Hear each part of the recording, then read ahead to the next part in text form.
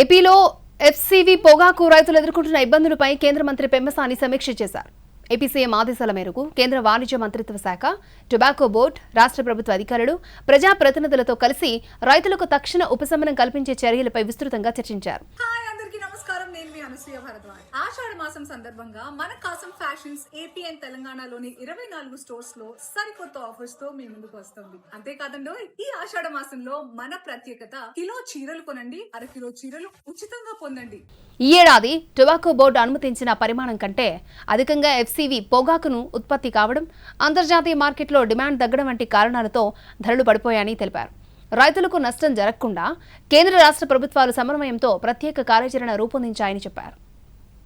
కేంద్ర ప్రభుత్వం తరపున ప్రతి బర్న్కి 50,000 చొప్పున 2 ఏళ్ల పాటు వడ్డీ లేని రుణాలు అందించాలని నిర్ణయించినట్లుగా కేంద్ర మంత్రి తెలిపారు. రాష్ట్రంలో ఉన్న 45,000 బార్నులకు సుమారు 250 కోట్ల మేర ఈ రుణ సదుపాయం అందుబాటులోకి రానుందని, దీని ద్వారా సుమారు 40,000 మంది పొగాకు రైతులు నేరుగా లబ్ధి పొందనున్నారని వెల్లడించారు.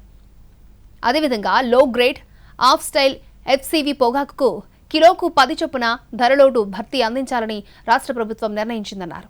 ఇందుకోసం సుమారు 100 కోట్లను రాష్ట్ర ప్రభుత్వం కేటాయించిందని, ఈ మొత్తాన్ని వ్యవసాయ శాఖ ద్వారా రైతుల బ్యాంకు ఖాతాల్లో నేరుగా జమ చేయనున్నట్లు తెలిపారు.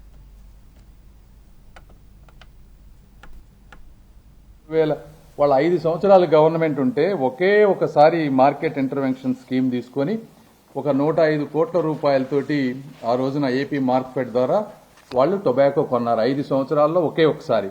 అయితే మన గవర్నమెంట్ వచ్చిన తర్వాత, కూటమి ప్రభుత్వం వచ్చిన తర్వాత పోయిన సంవత్సరం బ్లాక్ బర్లీ టొబాకోకి ఇబ్బంది అయినప్పుడు ఫార్మర్స్ కి 146 కోట్ల రూపాయలతోటి ఏపీ మార్కెట్ ద్వారా మన స్టేట్ గవర్నమెంట్ కొనడం జరిగింది. ఆ టొబాకో అంతా కూడా ఇప్పటికీ కూడా డిమాండ్ లేకపోవడం వల్ల ఇంకా మనం అమ్ముకోలేనటువంటి పరిస్థితుల్లో ఇంకా అక్కడే నిలవ ఉంది అనే విషయాన్ని గుర్తుపెట్టుకోవాలి. AP government